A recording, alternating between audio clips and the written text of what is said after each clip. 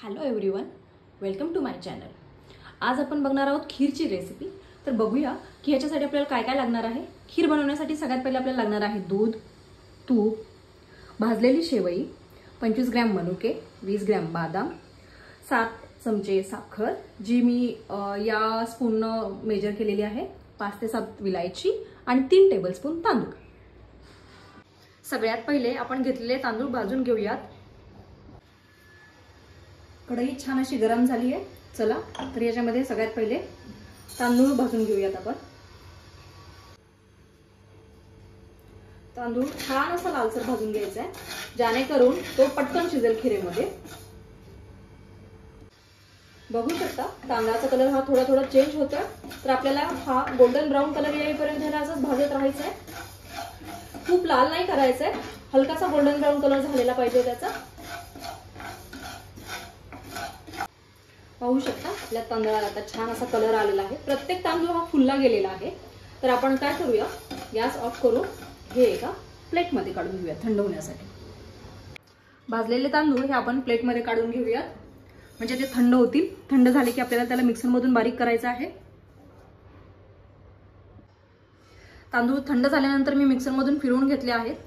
तर त्या खूप अगदी बारीक असे नाहीत करायचे, त्याची जाडसर अशी भरड ठेवायची आहे।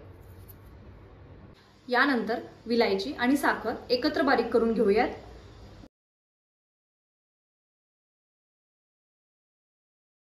साखर आणि वेलची छान अशी बारीक झाली आहे। घेतलेले बदाम आपण कट करून घेणार आहोत।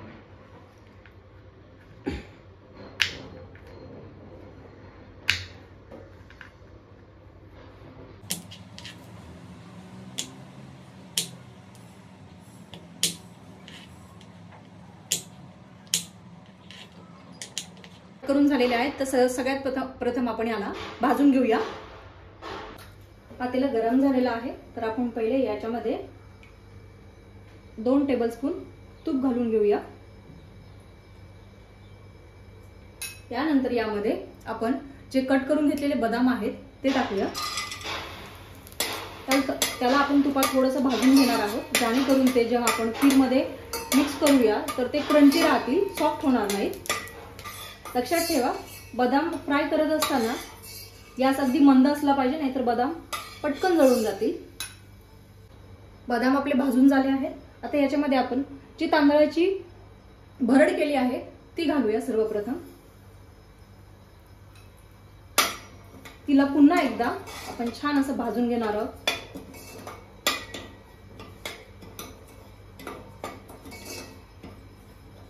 गॅस हा मंदच असू द्या, नाहीतर तांदूळ जळून जातील। बघू शकता तांदळाची भरड ही छान अशी भाजलेली आहे। आता याच्यामध्ये आपण घेतलेले जे दूध आहे ते मिक्स करणार आहोत।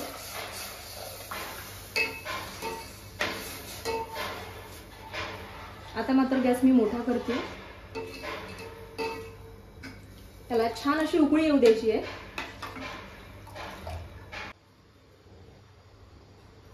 दुधाला छान अशी उकळी आली आहे, परत एकदा छान असं मिक्स करून घेऊयात। उकळी आल्यानंतर ना गॅस मंद करून आपण हे दूध आता एक 5 मिनिटं असंच गॅसवर उकळू देणार आहोत, जेणेकरून जर काही तांदूळ कच्चा असेल तर तो शिजून निघेल। 5 मिनिटं वेट करूया। 5 मिनिटं झालेले आहेत। बघू शकता खीर ही छान अशी घट्टही झाली आहे आणि यातील आता तांदूळही शिजला असेल। तर आपण उर्वरित साहित्य आता याच्यात मिक्स करूया। सर्वप्रथम यानंतर यामध्ये जाईल साखर आणि वेलचीची पावडर, तेही छान मिक्स करून घेऊयात। साखर फिरवून घेतलेली असल्यामुळे तिला फार काही वेळ लागणार नाही विरघळायला, त्याच्यामुळे आपण लगेचच यामध्ये भाजलेले बदाम आणि मनुके मिक्स करून घेऊया। सगळं छान मिक्स करून घ्यायचंय। मध्यम आचेवर आपण याला 1-2 ते 3 मिनिटं ठेवणार आहोत। 2 ते 3 मिनिटं झालेले आहेत फ्रेंड्स। आता आपण याच्यामध्ये घालूया सेवई। सेवई घालताना मी थोडंसं त्याला तोडून टाकते।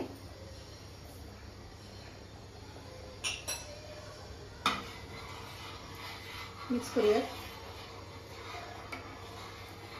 सेवई घातल्यानंतर आपल्याला खूप वेळ नाही ठेवायचं याला गॅसवरती, कारण सेवईमुळे खीर खूप घट्ट होऊ शकते. त्याच्यामुळे 1-2 मिनिटं ठेवून आपण गॅस बंद करणार आहोत. सेवई घालून 2 मिनिटं झालेले आहेत फ्रेंड्स. तर आपण बघू शकता खीर अशी छान अशी थिक झाली आहे. गॅस बंद करूयात. या पद्धतीनं ही रेसिपी नक्की करून बघा, तुम्हाला खूप आवडेल. आणि जर माझी रेसिपी तुम्हाला आवडली तर माझ्या चॅनलला लाईक, शेअर आणि सबस्क्राईब नक्की करा. थँक्यू.